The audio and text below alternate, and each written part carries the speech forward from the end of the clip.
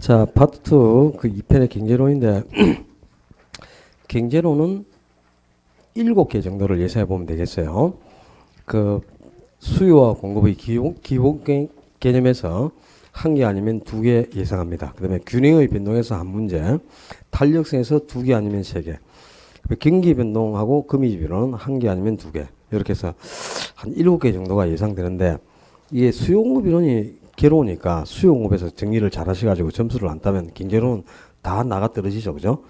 수요공급은 어떤 문제를 내면은 뭐 공부할 양이 많아서 그런지 개념이 어려서 그런지 그지? 많이 틀리는데 특히 이제 대체제하고 보완제, 정상제하고 열등제하고 연관된 문제가 나오거나 또 균형점을 이동해서 계산 문제를 연관시켜서 내는 문제들이 있죠.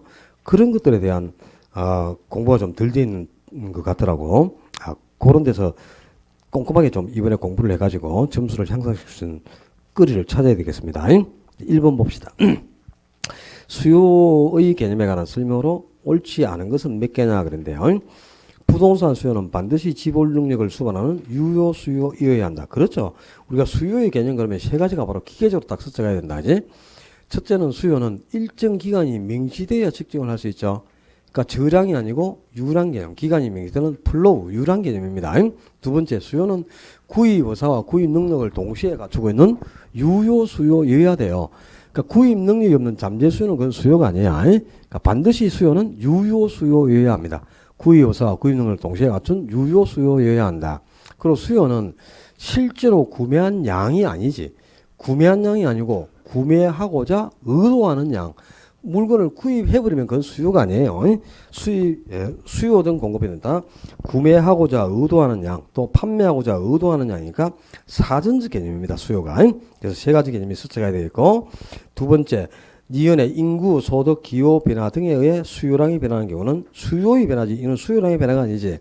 수요량의 변화를 가져오는 요인은 해당제와 가격밖에 없어.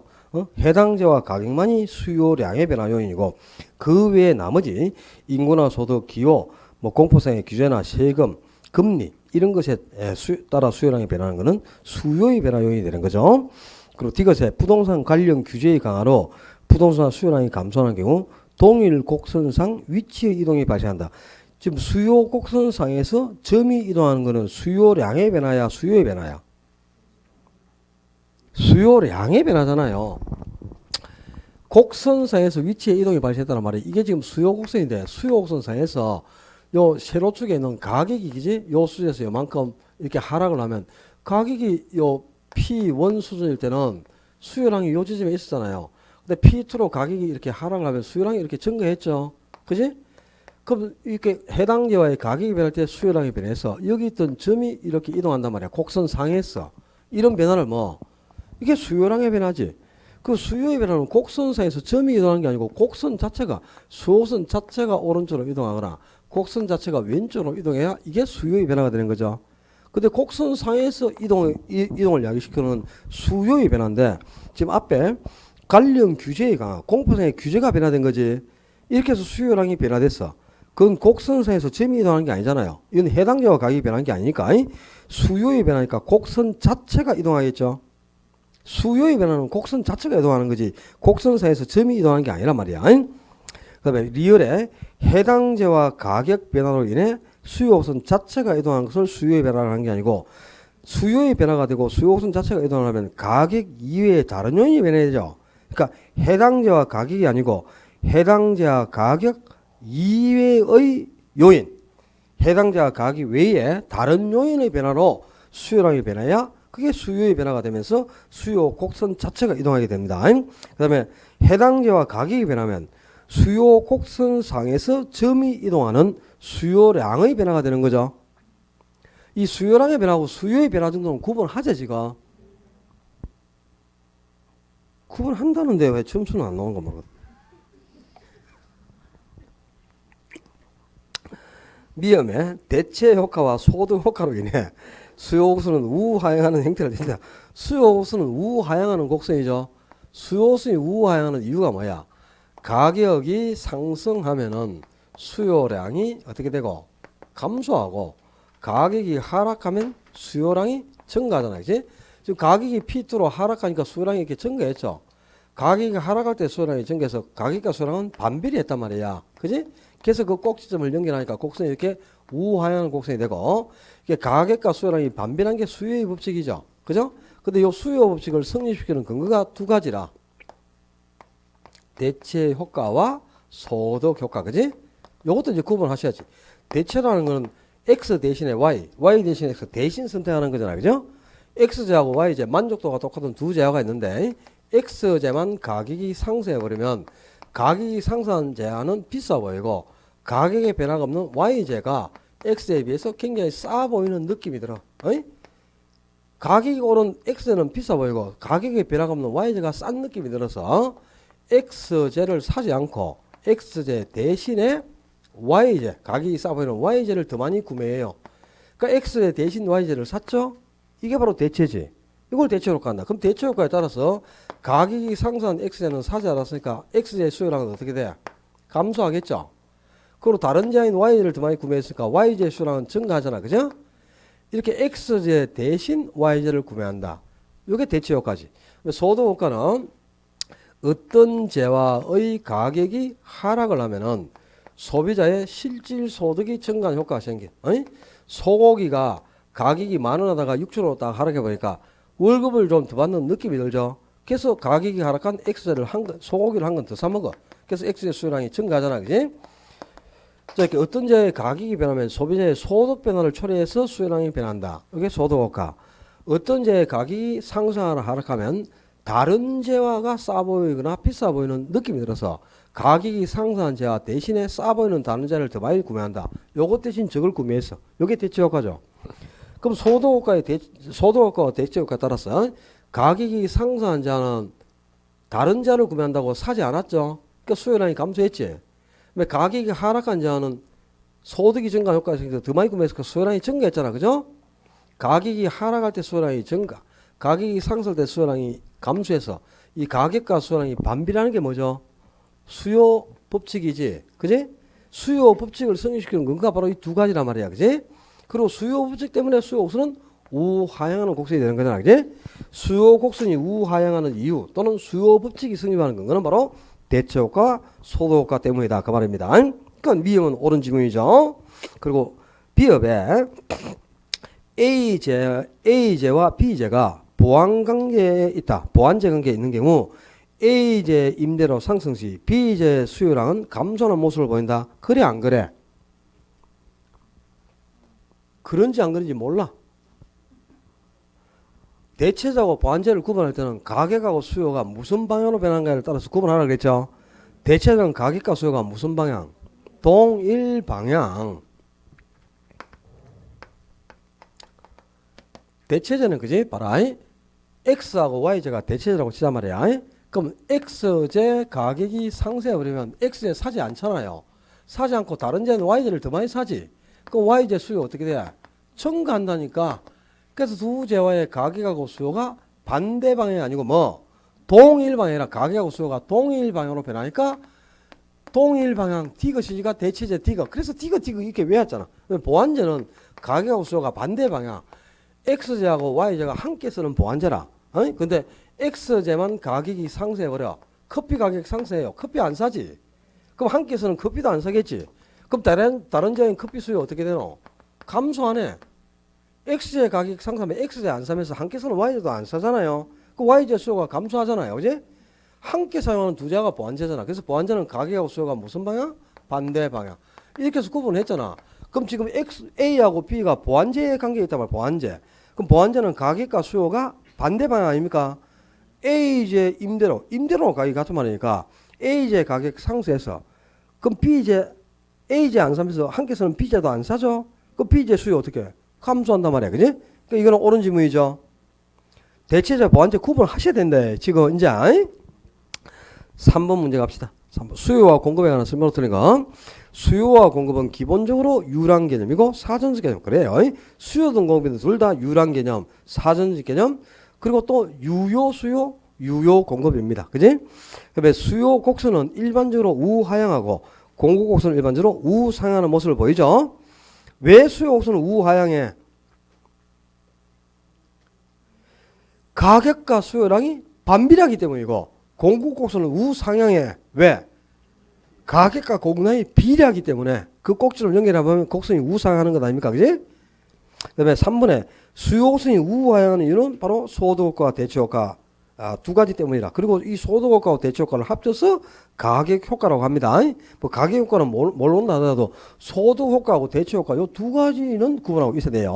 요것 때문에 가격과 순환이 반비례하니까 수요 곡선은 우하향하는 곡선이 되는 거야.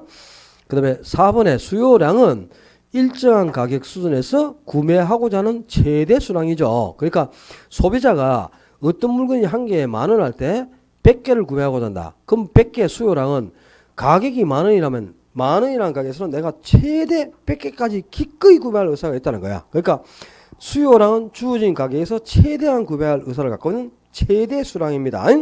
그리고 반면에 공급량은 일정한 가격 수준에서 판매하고자 하는 최소 수량, 이것도 최대 수량이라. 그러니까 수요량이나 공급량은 주어진 가격 수준에서 최대한 구매할 의사를 갖고 있는 최대 수량. 또 공급량도 주어진 가격이 내가 10,000원이다. 어떤 물건이 한 개에 10,000원일 때 공급자가 50개를 팔고자 해요. 그럼 그 50개 공급량은 가격이 10,000원이라면 내가 최대 50개까지는 기꺼이 판매할 의사가 있다는 거야. 그러니까 수요량이나 공급량은 다 최대 수량을 뜻합니다. 주어진 가격에서 최대한 구매할 의사가 있는 최대 수량. 공급량도 최대한 판매할 의사가 있는 최대 수량이라. 근데 가격은 달라요. 수요자가 어떤 물건을 한 개에 10,000원인데 10,000원을 구매하고 사고자 한다. 그럼 요 10,000원은 그죠? 기꺼이 지불할 의사를 갖고 있는 최대 가격을 의미합니다. 수요자가 지불하고자 하는 가격은. 그러니까 어떤 물건이 한 개에 10,000원이라면 나는 10,000원이라는 가격까지는 기꺼이 지불하고 구매할 의사가 있다는 거야. 근데 10,000원을 초과하면 절대 사지 않겠다는 뜻이거든. 그러니까 수요자가 지불하고자 하는 가격은 기꺼이 지불할 의사를 갖고 있는 최고 가격을 뜻합니다. 근데 공급자가 어떤 물건을 한 개에 10,000원 받고자 하잖아. 그럼 공급자가 받고자 하는 가격이고 10,000원은 뭐냐? 최저 가격을 뜻한다 말이야. 최저 가격. 최소 가격이에요. 왜 어떤 물건을 한 개에 10,000원 받고 싶어 하느냐? 요 물건을 생산하는데 생산비가 요만큼 투입됐다 이 말이야. 그러니까 최소 10,000원은 받아야 본전이라는 뜻입니다. 그러니까 공급자가 받고자 하는 가격은 생산 비용을 고려해서 받고자 하는 최저 가격, 최소 가격이고 수요자가 지불하고자 하는 가격은 기꺼이 지불할 의사를 갖고 있는 최고 가격을 뜻해요. 가격은 이렇게 달라. 근데 수량은 수요량이나 공급량은 모두 기꺼이 구매할 의사를 갖고 있는 최대량, 기꺼이 판매할 의사를 갖고 있는 최대 수량이에요. 수요량이나 공급량은 최대량이지만 가격이 이렇게 다른 의미를 가지니까 이것도 구분해 두고 계셔야 되겠네. 그리고 5번에 나오지. 수요, 그러니까 4번은 틀렸죠. 공급량도 최대 수량입니다. 그러니까 가격은 수요 가격은 특정 제야의 구매 시 지불 의사가 있는 최고 가격이야. 근데 공급자가 받고자 하는 가격은 판매 시 판매 의사가 있는 최소한의 가격. 왜? 내가 이 물건을 생각하는데 비용이 이만큼 들어갔으니까 최소 이만큼은 받아야 본전이다 이 말이야. 그래서 공급자가 받고자 하는 가격은 최저 가격이고 수요자가 지불하는 가격은 최대 가격을 뜻하는 거예요. 두 개 비교하겠지?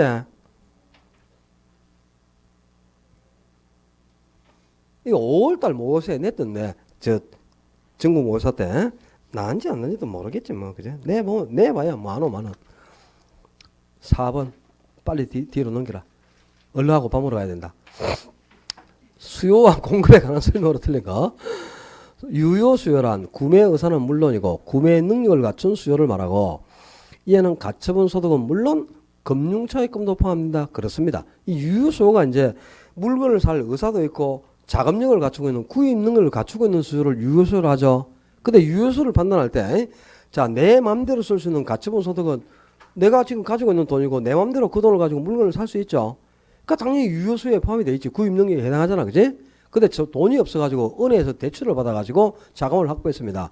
그 돈으로 물건 살 수 있어 없어? 있잖아요. 그럼 금융대출금도 유효수요에 당연히 포함되겠지. 구입 능력에 해당한다 이 말이야. 대출금을 활용해서 자금을 확보해도 그것도 유효수요에 포함이 되는 겁니다. 당연히. 그리고 2번에 2020년 1월 1일 현재 주택 공량이 2천만 호이고 1월 1일 현재 주택의 공량이 2021년 1월 1일에는 2,500만 채라. 그러면 1년 동안 몇 호가 공급된다는 뜻입니까? 500만 채가 공급된다는 뜻이죠. 자, 1년 동안 하면 일정 기간 동안이죠. 일정 기간 동안이 뭐고? 유량. 일정 시점이 뭐고? 저량이죠. 자, 2020년 1월 1일 날 몇 호가 존재했어? 2000호가 존재했단 말이야. 2000호가. 근데 2021년 1월 1일 날 몇 호? 2500만 채가 존재해. 그럼요, 2000호 요거는 뭡니까? 저량 공급량입니다. 저량 공급량.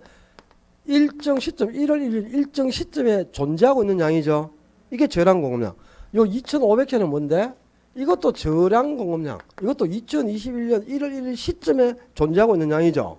이 저량 공급량이라. 그런데 1년 동안 몇 호가 공급된 거야? 1년 동안 500호가 공급이 됐으니까 1년 전에 2000채에서 1년 후에 2500채로 변했죠. 1년 동안 공급된 양, 요게 뭐고?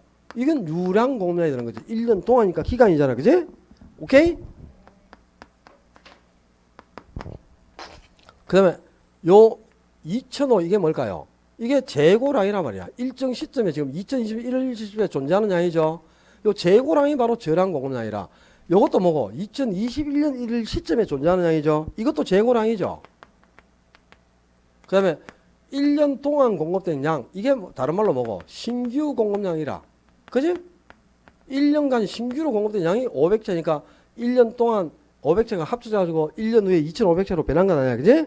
신규 공급량이 있어. 요걸 다른 말로 바꾼다. 요게 재고의 변동분입니다. 변동분. 재고의 변동분은 유량이라.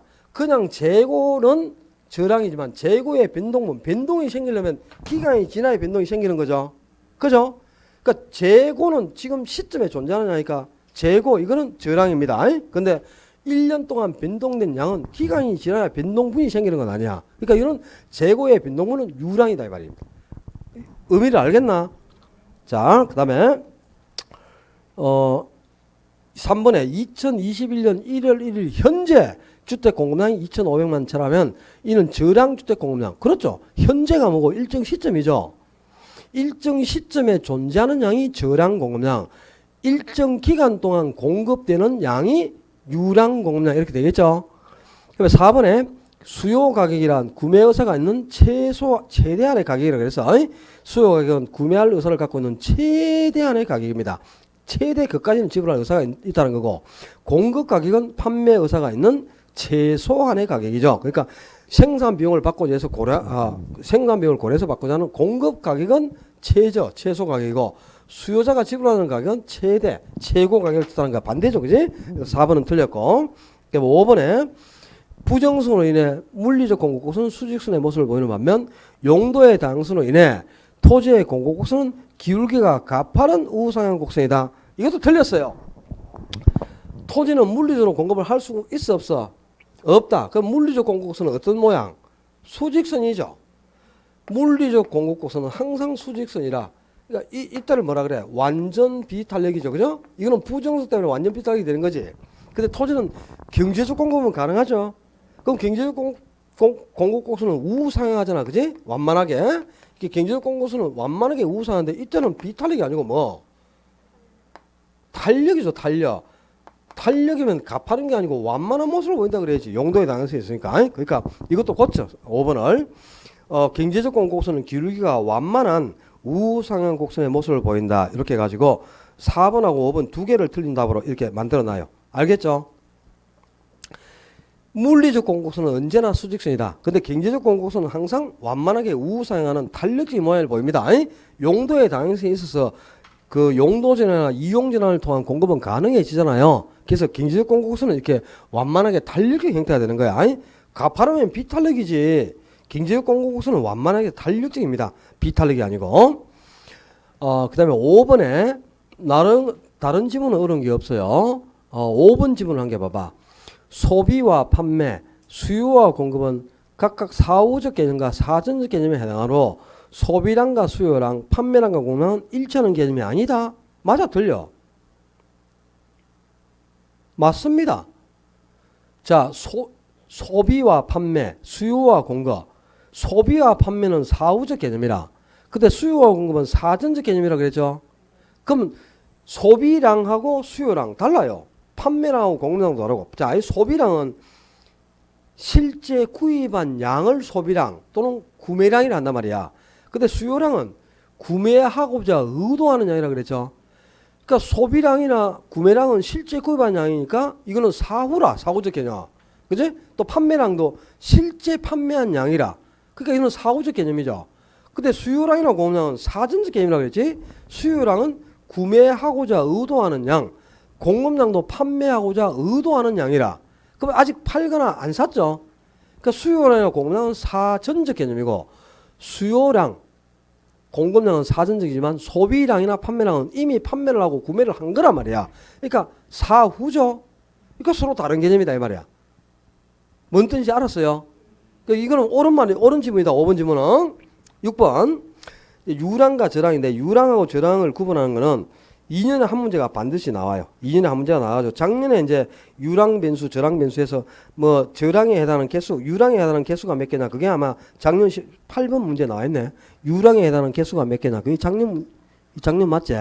작년에 나왔으니까 올해 안 나오겠죠? 안 나옵니다. 무조건 2년에 딱 그죠? 그 홀수의 차이만 딱 유랑, 저랑 개수를 구분하는 게 딱 한 문제씩 나와요. 그러니까 올해는 안 나오는데 개념은 알아야 된단 말이야. 유랑은 언제부터 언제까지 기간이 명시되는 개념이 유랑. 일정 시점, 현재 뭐 이런 게 저랑 아닙니까? 그죠? 자, 6번 문제 봐. 2021년 1월 1일부터 2021년 12월 31일까지 공급량. 그럼 이거는 일정 기간 동안 공급된 양이죠. 이게 5천만 채라면 요 5천만 채는 일정 기간 공급된 양이니까 유랑 공급량입니다. 아셨죠? 근데 유랑 공급량인데 그럼 자, 여기서 자, 2번에 그럼 2020년 1월 1일 현재는 뭐고? 저랑이지. 현재 1,500만 채고 2021년 1일 현재 2,300만 채다. 그러면 1년 동안 공급된 양이 몇 호가 공급된 거야? 700만 채가 공급됐죠. 근데 이 700만 채는 1년 동안 공급된 양이죠? 그럼 이건 유랑 공급량이 되겠죠. 그죠? 그 다음에 1,500만 채하고 2,200만 채는 뭐고? 저랑 공급량이죠. 일정 시점에 존재하는 양이니까. 그제? 이거란 말이야. 여기에 1,500만 채가 있었어. 그리고 1년간 700만 채가 공급됐으니까 1년 후에 2,200만 채가 됐죠. 그럼 1,500만 채나 2,200만 채는 일정 시점에 존재하는 양이잖아. 그건 저랑 공급량이고 1년 동안 공급된 양은 700만 채죠. 그게 700만 채가 유랑 공급량 아닙니까? 그지? 그럼 이제 유랑 공급량, 저랑 공급량 구분했죠.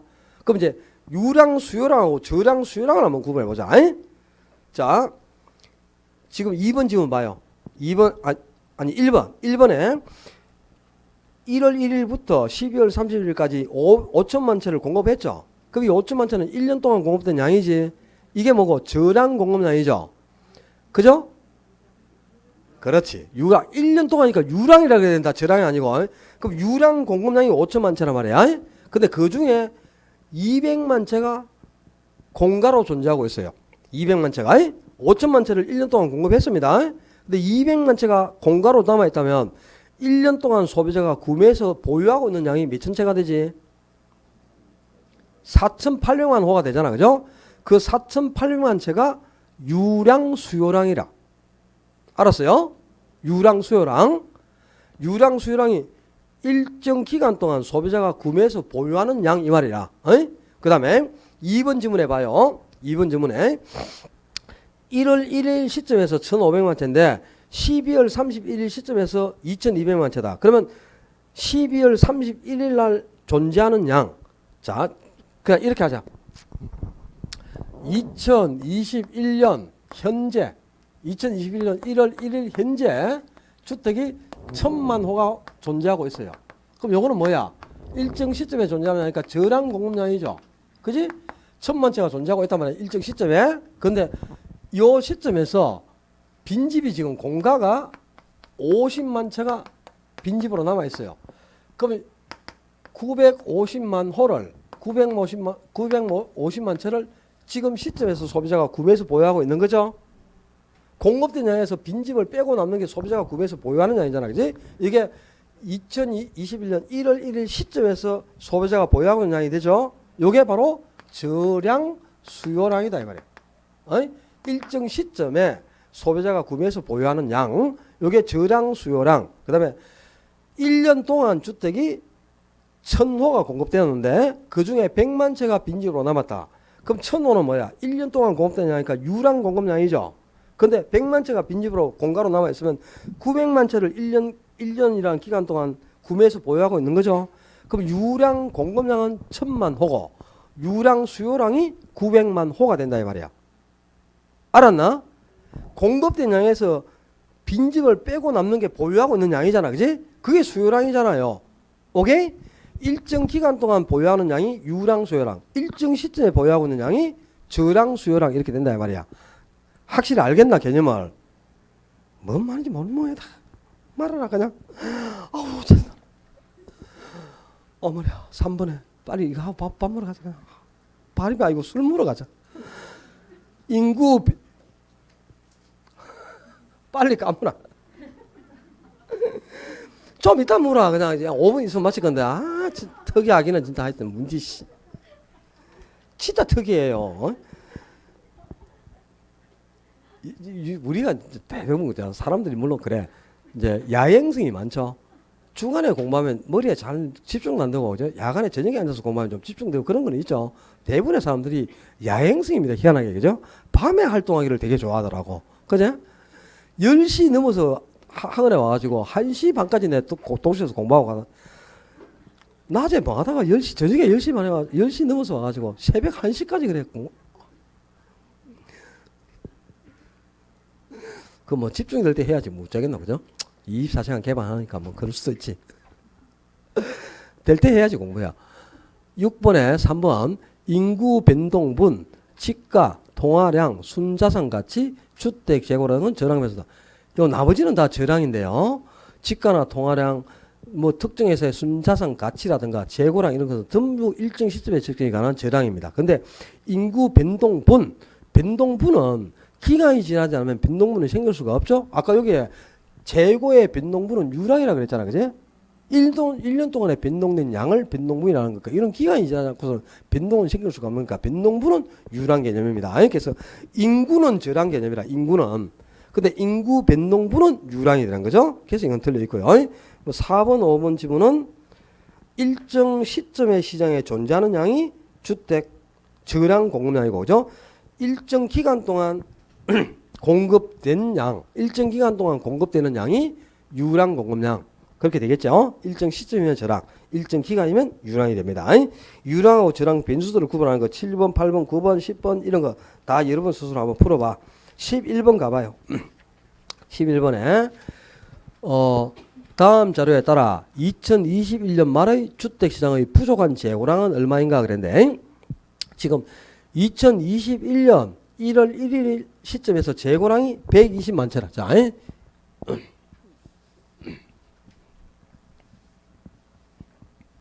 2021년 1월 1일이네.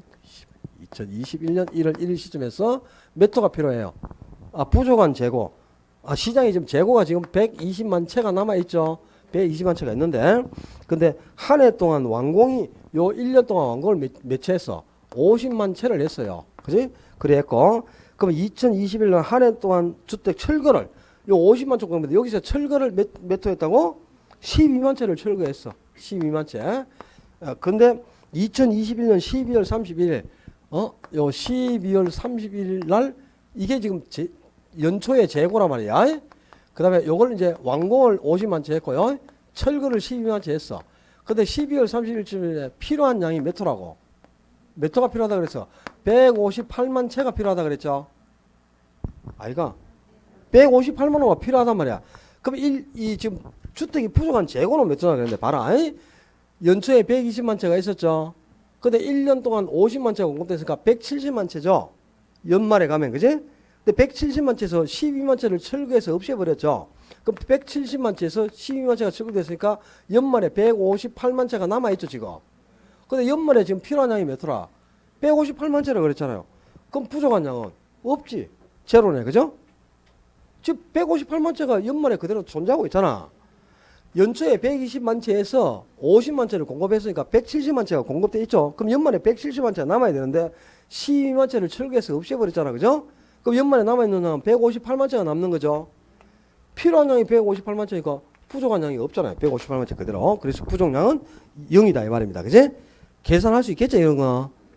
12번부터는 유형이 달라요. 여기서부터는 이제 탄력성하고 결합된 문제인데 유랑 질환 개념까지만 오늘 하고 이 기본 개념까지도 오늘 균형의 이동까지 하려고 했는데 왜 이리 안 나가노 이게? 참네. 이거 오늘 균형의 이동까지 해갖고 몇 페이지까지 가야 되는지 많이 가야 되는데 진도가 탄력성 앞에까지 오늘 그거 문제 풀어줘서 그렇네. 계산 문제 그죠? 감정평가는 문제 풀어준다고. 오늘 실제 83페이지까지 나가야 되는데 이게 60페이지까지 못 나오고 큰일 났다. 7, 8월 달에는 그 게시판에 공지가 되어 있지만 그죠? 학원마다 다 일주일씩 여름 휴가 방학이 있거든요. 학예 방학이 있어가지고 한 주가 빠지니까 이제 목요일하고 수요일 같은 경우는 한 주를 빼버리면 7주밖에 안 나옵니다. 7주. 그렇게 해가지고 어떻게 되냐면 그 9월 1일 2일 원래 9월 1일부터 9, 10월 과정이 진행이 돼야 되거든요. 근데 또 9, 10월 달에는 추석이 끼어 있어요. 추석이 끼어가지고 어떤 거는 9, 10월 과정이 8주가 나오는 과정이 있고 어떤 거는 6주밖에 안 나오는 주가 있고 막 그래요. 달이 한 달은 짧고 한 달은 길고 이러다 보니까 그래가지고 6주나 7주 과정으로 맞춰야 되는데 지금 이제 공법하고 민법 같은 경우는 9월 1일하고 2일을 빼가지고 7, 8월 과정에 포함을 시켜야 돼요. 그렇게 해야 7, 8월이 8주 만에 문제풀이가 다 완성될 수 있거든. 그렇게 해서 그 9월 1일, 2일은 수요일, 금요일은 7, 8월로 들어가고요. 9월 3일도 7, 8월로 들어가는데 중개사법은 7, 8월도 주가 많이 나오고 9주 나오거든요. 그 다음에 9, 10월도 8주가 나와요. 한 주를 빼도 7주가 되는 거야. 그래서 9월 3일은 일단 휴강으로 지를 내놨는데 9, 10월 과정은 그러니까 9월 5일부터 해가지고 있잖아. 6일부터가 9월 6일부터 해가지고 10월까지 이렇게 진행하는 거로 6주나 7주 과정으로 맞추고 9월 1일, 2일은 7, 8월로 사용을 해야 되거든요. 그게 좀 양해를 해주시고 게시판에 일단 7, 8월 일정은 공지해 놨으니까 공지를 보시고 거기에 대해서 여러분들이 공부 계획을 세우기를 당부를 드릴게요. 이제 시간도 별로 안 남았어요. 4달 채 안 남았죠. 이제 지금 세 달하고 좀 더 117일 그죠? 좀 이따가 이제 100일 되면 이제 또 선배 학기자들이 뭐 뜨개주면서 그죠? 앞으로 100일 동안 시험 잘 쳐라고 100일주도 주고 할 건데 그 묶고 나서 이제 100일 때까지는 좀 괜찮거든요. 3자리 남았으니까 2자리로 딱 넘어가는 순간 그죠? 휙 가버려요. 90 며칠 하는 게 좀 지나면 30 며칠 30 며칠 하다가 4일 이렇게 나와 있고 막 그래. 이번에는 이제 원서 접수가 원래 8월 초에 원서 접수가 진행되는데 원서 접수 기간이 작년까지는 열흘을 줬거든요. 10일간 원서 접수를 했어요. 8월 초부터. 근데 올해부터 원서 접수 기간이 5일로 단축됐습니다. 5일 만에 원서 접수를 다 해야 되는데 미리 제가 말씀을 드렸는데 8월 9일부터 8월 13일까지가 원서 접수 기간입니다. 월화수목금 5일밖에 없어요.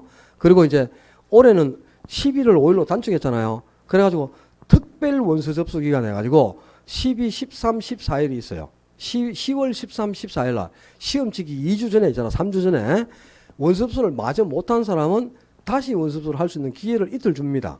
10월 달에. 그러니까 이제 뭐 원서 접수를 못 해가지고 안 했을 수도 있고 그죠? 누락된 사람도 다시 할 수 있는 기회는 생겼죠. 근데 고사정이 이제 달라지는 거예요. 미리 배치된 고사정을 다 차가지고 이제 뭐 저 수성구 저 어디 저 동대구 옆에 있잖아. 그지? 저 어디 동대구 IC 옆에 뭐 그 가서 시험 치고 막 그런 사람도 있고 그래. 원래 여기 달수구는 경부 공부하면 기계 공부해서 치거든요. 근데 1차만 치는 사람이 있고 2차만 치는 사람이 있고 1, 2차를 다 치는 사람이 있죠. 근데 원래 1차도 치고 2차도 치고 1, 2차를 다 치고 이런 고사들이 배치가 되면 한 학교에 다 접수를 해갖고 거기서 치면 되겠죠. 그죠? 작년부터 그런 고사장을 안 주네. 종합반만 따로 치고 그다음에 1차 응시자하고 2차 응시자는 고사양이 달라져요. 그러니까 이제 두 군데로 결국 배치할 수밖에 없겠죠. 그러면 그죠? 1차만 치는 사람이나 2차만 응시하는 사람은 고사장 자체가 다릅니다. 1차를 다 치는 경우하고 만약에 고사에 같이 배치되면 거기에 다 원서를 접수시키겠죠. 그죠? 근데 하여튼 달라지더라도 우리 학교에서 우리 학원에서 가장 가까운 경북기계공고하고요 달수공고 거기에 보통 접수를 시키거든요. 근데 뭐 나는 성당동에 있으니까 성당중학교에 접수해 주세요. 그런 소리 하지 마라 그냥.